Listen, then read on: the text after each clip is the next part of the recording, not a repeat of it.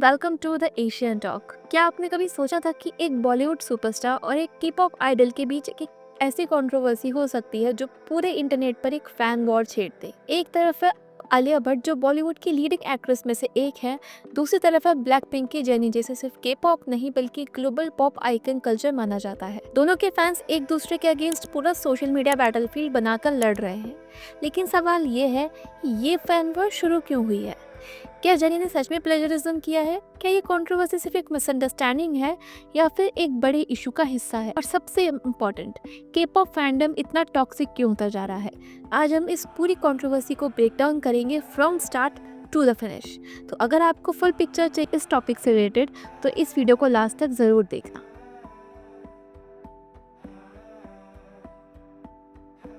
सबसे पहले इस मैटर का थोड़ा सा बैकग्राउंड समझते हैं। आलिया भट्ट जो कि बॉलीवुड की एक टॉप एक्ट्रेस है, जो कि हाईवे, राजी, गंगूबाई काठियावाड़ जैसी मूवीज़ में पावरफुल परफॉर्मेंसेस के लिए जानी जाती है।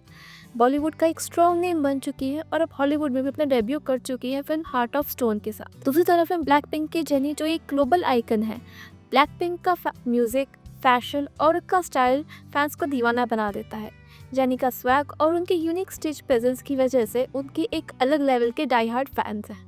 Also if you want to know the Oscars and Liza's controversy then watch this video, जिसका लिंक आपको डिस्क्रिप्शन और आई बटन में भी मिल जाएगा। अब बात करते हैं असली कंट्रोवर्सी की। ये सब कुछ शुरू तब हुआ जब ब्लैक पिंक की जेनी का एक टीजर सॉन्ग रिलीज हुआ, लाइक जेनी।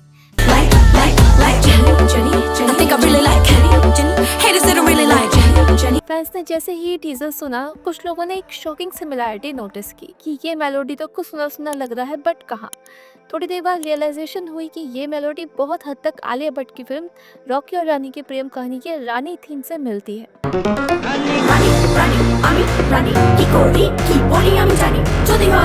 और बस एक ट्वीट ने आग लगा दी। जिस मोमेंट ये बात इंटरनेट पे वायरल हुई, आलिया भट्ट के फैंस और बॉलीवुड लवर्स ने सोशल मीडिया पे आवाज़ उठाना शुरू कर दिया। उनका कहना था कि जेनी ने रानी का थीम म्यूजिक कॉपी किया है और इसका क्रेडिट प्रीतम को मिलना चाहिए। एक तरफ आलिया के फैंस ने इस सिमिलैरिटी को प्लेजरिज्म का नाम दिया, तो दूसरी तरफ जेनी के फैंस ने आलिया और बॉलीवुड पर ही अटैक कर दिया। इंटरनेट पर मीम्स, कंपैरिजंस और हेटेड आर्ग्यूमेंट्स का सिलसिला शुरू हो गया।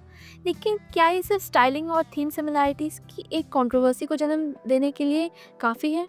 यहाँ पर ओरिजिनल आइडियाज़ और इंस्पिरेशन के पीछे एक थिन लाइन समझना ज़रूरी है। आलिया का रॉकी और रानी की प्रेम कहानी लुक एक क्लासिक बॉलीवुड होमेज था और जेनी का सॉन्ग एक मॉडर्न पॉप कल्चर रिप्रेजेंटेशन था।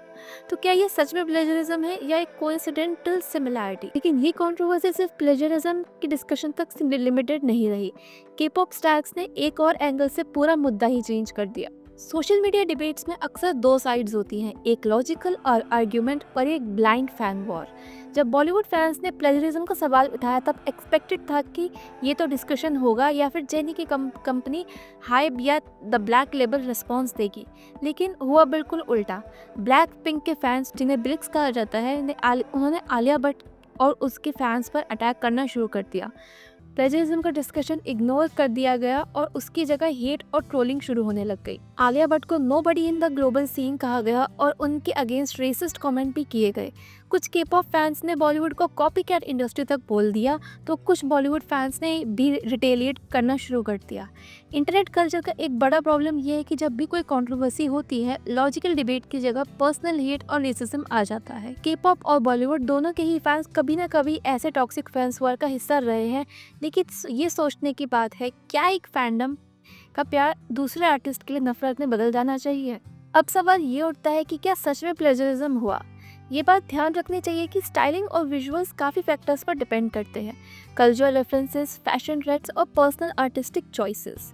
आलिया का रानी लुक 90s और 2000s के बॉलीवुड के फैशन का एक मॉडर्न ट्विस्ट था और जेनी का स्टाइलिंग भी एक सिमिलर हाई फैशन कॉन्सेप्ट पे बेस्ड था। लेकिन डायरेक्ट प्लेजरिज्म का कोई प्रूफ नहीं है। फैशन इंडस्ट्री और एंटरटेनमेंट वर्ल्ड में ऐसे कोइंसिडेंटल सिमिलैरिटीज अक्सर होते हैं, पर फैक्ट्स का रिएक्ट करना और कंट्रोवर्सी बनाना ये दिखाता है कि फैंडम कल्चर किस तरफ जा रहा है। जब ये कंट्रोवर्सी बहुत ज़्यादा वायरल हो गई तब लोगों ने एक्चुअल म्यूजिक एनालिसिस शुरू किया। म्यूजिक एक्सपर्ट्स ने कहा कि दोनों मेलोडीज थोड़ी सिमिलर लग सकती हैं लेकिन कम्प्लीटली आइडेंटिकल नहीं है। लाइक जेनी और रानी थीम के कॉम्पोजिशन में स्लाइट वेरिएशंस हैं। के पॉप और बॉलीवुड दो वेस्टर्न पॉप और क्लासिकल म्यूजिक से हेविली इंस्पायर्ड होते हैं, तो कभी कभी सिमिलैरिटीज नेचुरल हो सकती हैं। और जब ये फैक्ट चेक सामने आया तो ट्रोलिंग और फैन वॉर का एक्चुअल कोई लॉजिक ही नहीं बचा। इस कंट्रोवर्सी में म्यूजिक कंपोजर प्रीतम का भी एक नाम आया, क्योंकि रॉकी और रानी का म्यूजिक उन्होंने कंपोज किया था। प्रीतम ने अपने सोशल मीडिया साइट पर एक पोस्ट शेयर की जिसमें ये लिखा था, Rani and Jenny are names that rhyme so a similar flow in one phrase doesn't make it a copy. In music minor similarities are bound to happen, whether through rhymes, phrasing, or even the same genre. Instead of focusing on tiny details, it's important to see the bigger picture. In today's interconnected world where artists share the same platform, no one is deliberately trying to copy someone else's work.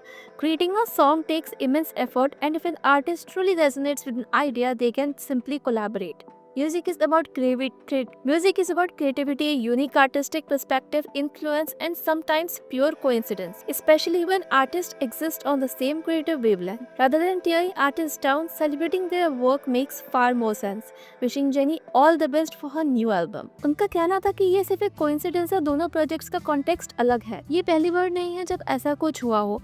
Ananya Pandey ने एक high profile magazine के cover के लिए Chanel का outfit पहना, जो पहले jenny ने पेरिस फैशन वीक में पहना था।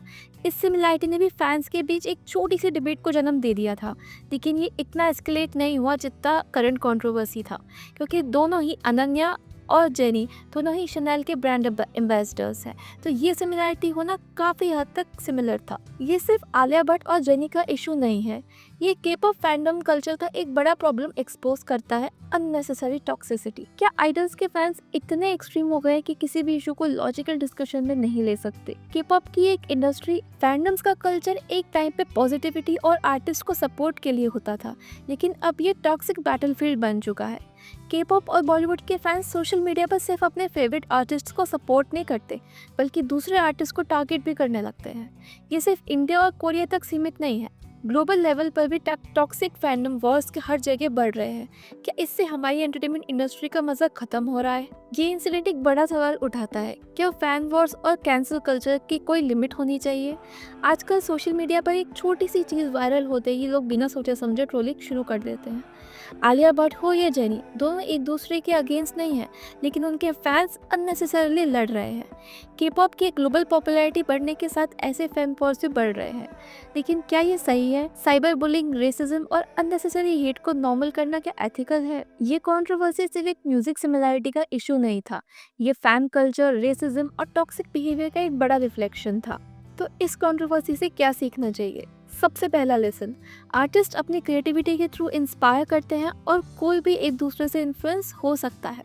दूसरा, हेट और रेसिज्म किसी भी फैंडम कल्चर का हिस्सा नहीं होना चाहिए। और तीसरा, हेल्दी डिबेट्स और डिस्कशन ज़रूरी है, लेकिन बिना पर्सनल अटैक्स के।